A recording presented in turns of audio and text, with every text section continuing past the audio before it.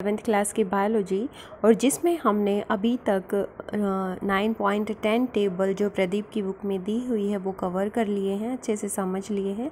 अगर आपने नहीं समझे हैं और आपको लगता है कि आपको एक बार देखना चाहिए किस तरह से डिफरेंस वहाँ पे दिए गए हैं, किस तरह से उन्हें पढ़ना चाहिए, याद करना चाहिए, तो एक बार वीडियो में कर देख लें।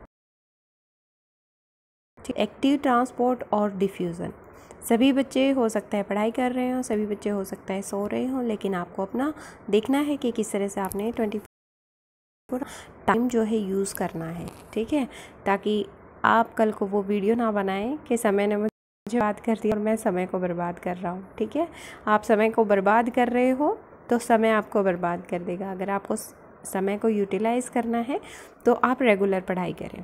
ठीक है, चलिए बातें बहुत हो गई हैं, अब शुरू करते हैं। एक्टिव ट्रांसपोर्ट है कि ये एक्टिव है, जो एक्टिव होता है उसे एनर्जी की ज़रूरत होती है। एक सिंपल सा आपको दिमाग में आना चाहिए कि एक्टिव मतलब वो एनर्जी यूज़ कर रहा है, एनर्जी मतलब एटीपी यूज़ कर रहा है। ठीक है, और जो एक्टिव और डिफ्यूज़न का डिफरेंस है ये तो बिल्कुल ही अलग है, दोनों में बहुत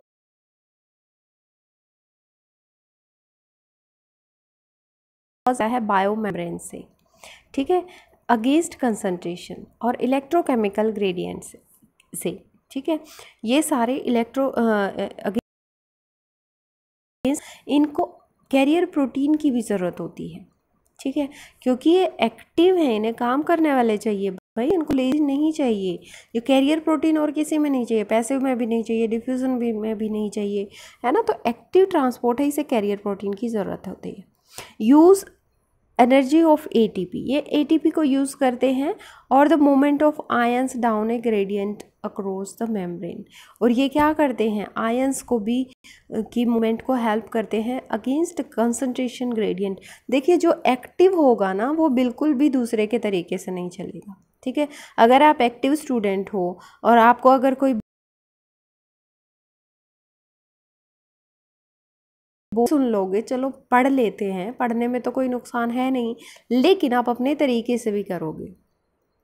ठीक है, आपको एक चलाने वाला चाहिए, एक कैरियर चाहिए, लेकिन उसके बाद आप क्या करते हो, आप अपनी एनसीईआरटी की बुक्स उठाएंगे, आप अपने नोट्स बनाएंगे, इस तरह से आप पढ़ोगे।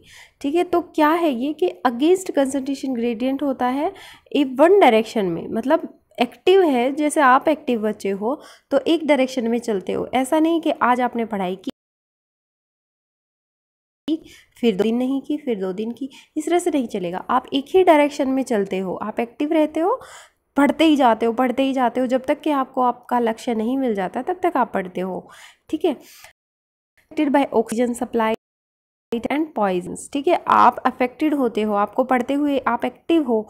ठीक है, आपको क्या चाहिए, बहुत ज़्यादा ऑक्सीजन भी करते हो, आपको टेम्परेचर भी बहुत ज़्यादा इफेक्ट करता है ना। आप हो सकता है ज़्यादा गर्मी में पढ़ सकते हो सकता है आप ठंड में अपने साथ को मैच करो, आपको समझ आने लगेगा। रैपिड प्रोसेस है, जो एक्टिव वाले बच्चे हैं ना, ये रैपिड लगता है दूसरे को, लेकिन रैपिड प्रोसेस वैसे नहीं होता। जो बच्चे रोज़ पढ़ते हैं, रोज़ पढ़ते हैं, रोज़ पढ़ते हैं, सालों साल पढ़ते हैं, लास्ट में उनकी पढ़ाई उनको फल देती है ना। तो ये, लेकिन इसके केस में क्या है, क्योंकि एनर्जी को यूज़ करके हो रही है। Bring about selective Uptake of material, जो एक्टिव है ना वो सेलेक्टिव मटेरियल को का ही अपटेक करती है। जैसे आप एक्टिव बच्चे हो तो आप सेलेक्टेड बुक्स पढ़ते हो, ऐसे नहीं कि हर किसी बुक को ले लिया, बायोलॉजी की हर बुक को पढ़ने लगोगे आप, ऐसा नहीं है। आपको पता है कि कौन नहीं चाहिए। एनसीईआरटी मस्ट है, उसके बाद आपके स्कूल के नोट्स, उसके बाद आपके कॉलेज के नोट्स, जो भी आप पढ़ते हो, है ना। तो उस तरह से आपके बेसिक्स क्लियर आपको चाहिए, तो सेलेक्टिव मटेरियल होता है। इसी तरह से ये एक्टिव ट्रांसपोर्ट क्या करता है, सेलेक्टिव अपटेक करता है मटेरियल का। स्टॉप्ड बाय मेटाबॉलिक इनहिबिटर्स, अगर मेटाबॉलिक इनहिबिटर्स प्रेजेंट होते हैं एक्टिव ट्रांसपोर्ट के पास तो वो स्टॉप कर देते हैं, इसे रोक देते हैं। Lead to accumulation of material in the cell, इसकी वजह से क्या होता है, मटेरियल अकोमुलेट होने लग जाता है सेल्स में एक्टिव ट्रांसपोर्ट की वजह से, और ये बहुत ज़्यादा वाइटल प्रोसेस है, बहुत ज़्यादा ज़रूरी प्रोसेस है। ये देखिए, मैंने सारे आपके अपने से कोरिलेट करके बताए हैं कि जैसे आप एक्टिव हो तो आप बहुत ज़रूरी हो, सबके लिए ज़रूरी हो, अपने लिए नहीं, सबके लिए, पूरी फैमिली के लिए, पूरी सोसाइटी के लिए, पूरे विलेज सिटी के लिए, अपनी कंट्री के लिए, है ना। इसकी वजह से अक्यूमुलेट होता है मटेरियल सेल्स में, और आपकी वजह से क्या होता है, आपके दिमाग में नॉलेज अक्यूमुलेट होने शुरू हो जाती है, इकट्ठी होने शुरू हो जाती है, ठीक है। लेकिन आपको साथ साथ में अपने खाने पीने का भी ध्यान रखना चाहिए। ये तो थी मजाक की बातें, लेकिन एक्टिव ट्रांसपोर्ट को आप अपने से कोरिलेट करके याद कर सकते हो। डिफ्यूज़न में क्या होता है, डिफ्यूज़न में कोई मेम्ब्रेन वगैरह की ज़रूरत नहीं होती, इसको एनर्जी की भी ज़रूरत नहीं होती, ये किसी भी डायरेक्शन में डिफ्यूज़ होता रहता है। जैसे मैंने परफ्यूम का एग्जांपल मैं हमेशा देती हूँ कि अगर एक कॉर्नर में आप रूम के स्प्रे करते हो तो डिफ्यूज़न हो जाता है, पूरे रूम में एक जैसा हो जाता है वो। इसमें क्या लिखा हुआ है, चलिए देखते हैं। Can move material across A biomembrane down the concentration और इलेक्ट्रोकेमिकल ग्रेडियंट। इसमें सेल का इन्होंने एग्जाम्पल लिया है कि इन्होंने कहा है कि बायोमेम्ब्रेन से अगेंस्ट कंसंट्रेशन, ये डाउन द कंसंट्रेशन ग्रेडियंट और इलेक्ट्रोकेमिकल ग्रेडियंट मूवमेंट होता है मटेरियल का, ठीक है, हायर कंसंट्रेशन से लोअर कंसंट्रेशन। इसको कैरियर प्रोटीन की ज़रूरत नहीं होती, तो अपने आप क्रॉस कर जाता है मेम्ब्रेन को और अपने आप डिफ्यूज़न होता रहता है। इसको एनर्जी की भी ज़रूरत नहीं होती, किसी भी डायरेक्शन में होता है, बोथ द डायरेक्शन। जैसे रूम में हर डायरेक्शन में चलता है परफ्यूम का स्प्रे जो करते हैं हम, हर एक दिशा में आपको खुशबू आने लगेगी, तो क्योंकि एक डायरेक्शन में अगर होता तो वो सामने वाले कॉर्नर से सामने वाले कॉर्नर में जाता और बाकी 2 कॉर्नर रह जाते, लेकिन डिफ्यूज़न में ऐसा नहीं होता, सभी डायरेक्शन में जाता है।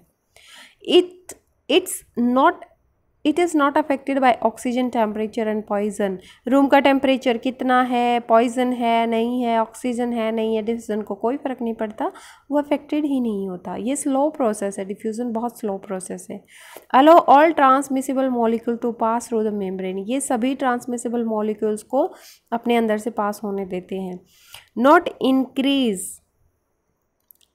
इन्फ्लुएंस्ड बाय मेटाबॉलिक इनहिबिटर्स, ये मेटाबॉलिक इनहिबिटर से भी इन्फ्लुएंस्ड नहीं होते, 8th वाला पॉइंट है। 9th में does not accumulate material in the cells, इसकी वजह से सेल्स में कोई मटेरियल अक्यूमुलेट नहीं होता, क्योंकि देखिए जो मटेरियल आ रहा है वो जा भी तो रहा है ना, ये इसने यहाँ बताया था कि take place in both directions, दोनों डायरेक्शन में होता है ये, तो एक्यूमुलेशन की तो कोई यहाँ पे नौबत ही नहीं आएगी। It is a physical process, ये फिजिकल प्रोसेस है, हो जाती है, जैसे हमारा डाइजेशन फिजिकल प्रोसेस होता है ना, हम जो चीज़ खाते हैं उसमें बाद में वो एक्यूमुलेट होते हैं, लेकिन अनडाइजेस्टेड वेस्ट मटेरियल को निकाल देते हैं, ये एक फिजिकल प्रोसेस है, ठीक है। ये बहुत आसान है, आप इसको एक बार देखें। अगर आपको लगता है कि आप इसको बिना रिवीजन के एग्ज़ाम पे लिख सकते हो तो वेरी गुड। अगर आपको लगता है कि आपको कम से कम 5-7 डिफरेंस तो आने चाहिए, जब भी कभी भी आपको कोई भी उठा के पूछे कि एक्टिव ट्रांसपोर्ट क्या होता है, तो आप फटाफट 7-8 तो कम से कम लिख सकते हो, ठीक है। अगर ऐसा आप कर सकते हो तो आपकी बायोलॉजी बहुत अच्छी हो रही है। Thank you for watching life science cafe. जो भी आपको उस क्लास में किसी में 6, 7, 8, 9, 10, 11, 12 और हायर क्लासेस में ज़रूरत है किसी टॉपिक को समझने की, तो मुझे ज़रूर बताएं कमेंट बॉक्स में। Thank you once again.